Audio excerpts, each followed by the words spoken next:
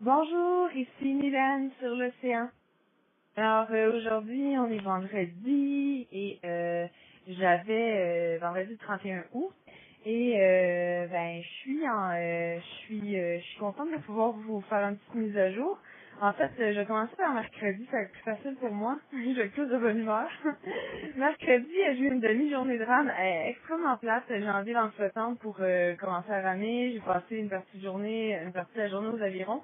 C'était vraiment super plate dehors, c'était vraiment maussade. Et puis j'ai vu ma journée se résumait à un dauphin, deux oiseaux, puis un sac de chips. La seule bonne chose qui m'est arrivée dans la journée, c'est que j'ai trouvé un sac de chips. Alors, c'était le party dans ma cabine. Et c'est ça, donc j'ai presque pas progressé, mais j'ai beaucoup ramé. Jeudi, c'était de loin une des meilleures journées à traverser. C'était extraordinaire, j'avançais super vite, j'ai ramé beaucoup, c'était super agréable. J'ai vraiment, vraiment, vraiment aimé ça. Et j'ai fait à peu près 22 000 nautiques durant la journée. Et vous aurez remarqué sur ma cartographie, c'était une super bonne journée, j'avançais vers l'est. À un moment donné, au début de la journée, je faisais du nord-est, ensuite je faisais de l'est, après ça, je faisais du sud-est. Et j'ai continué de progresser un peu par le sud, parce que la dépression qui s'en vient en fin de semaine va m'aider, en fait, va me nuire beaucoup, puis va m'emmener au nord. Donc j'ai continué de progresser vers le sud. Puis à un moment donné, il y avait plus rien à faire, le bateau tournait quand même. Et puis même si je ramais plus, il fallait que je mette l'ancre parachute, parce que je faisais une grosse spirale, en fait.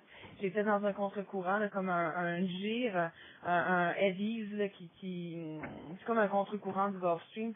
Alors je pouvais rien faire. Et puis j'ai fait une superbe spirale durant la nuit.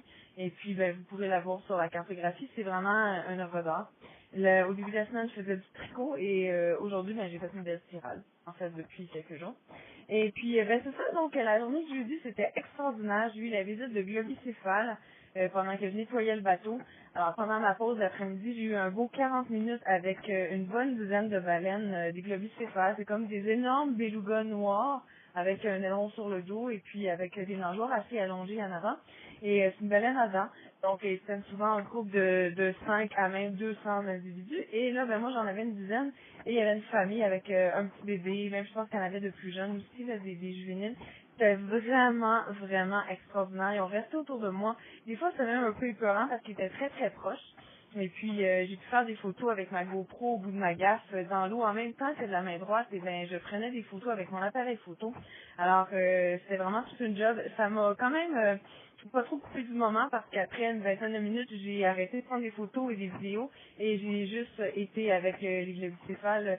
Donc, ils ont fait le tour d'embarcation plusieurs fois et c'était vraiment extraordinaire. Même, comme je vous disais, c'était un peu épeurant. On dirait que c'était des caucus. Des fois, ils revenaient autour de moi et faisaient des bulles en dessous de mon bateau. C'est quand même impressionnant de voir une baleine de cette taille-là foncer sur soi, tu sais, avancer très rapidement, en fait, presque me charger. Ça m'a toujours un peu fait peur. Mais ils sont tellement mignons, c'est vraiment, vraiment une belle baleine. C'est mon animal, je pense que ça va être mon animal préféré, parce que les dauphins, ils sont trop rapides. Les dauphins, ils viennent, puis ils s'en vont, ils sont impatients, je vais passer vite, donc les globicéphales sont restés super longtemps. Et aujourd'hui, ils sont revenus me voir, les globicéphales, donc j'ai vraiment trouvé ça super chouette. Je les avais déjà vus la semaine dernière, donc je suis encore toujours à la même place, là, j'avance presque pas, donc ça doit être pas mal le même trou. Ça doit être trop sarcastique. Bon, alors, cool. Hier, j'ai pris mon bain sur le pont et ça faisait longtemps. Je peux pas vous dire ça faisait combien de temps parce que vous avez trouvé ça horrible.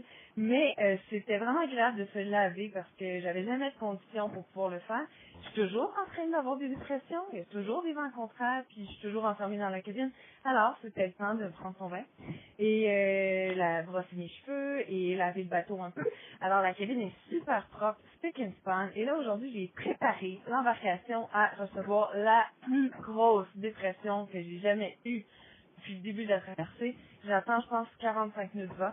Alors, mais c'est comme si je suis tellement habituée à une dépression que c'est normal d'être dans les vents aussi intenses. Alors là, j'ai fait du home staging avec ma cabine. J'ai tout nettoyé hier, puis aujourd'hui, j'ai tout fermé les petites sacoches de chaque côté. J'ai enlevé tout ce qui était un peu trop personnel, des petits bidules, des petits toutous, des petits trucs, des cadeaux, des choses qui traînaient sur la tablette de mon de mon panneau électrique et j'ai tout rangé dans les équipements. Et puis tout est dans les compartiments étanches, tout est prêt au tirage potentiel. Alors j'ai fait de l'eau, j'ai tout préparé l'embarcation. Ce qui est très malheureux par contre, c'est que j'ai pas pu emmagasiner assez d'électricité parce que hier c'était le brouillard intense, donc mes panneaux solaires n'ont pas fourni et il y avait presque pas de vent. lumineux et moins.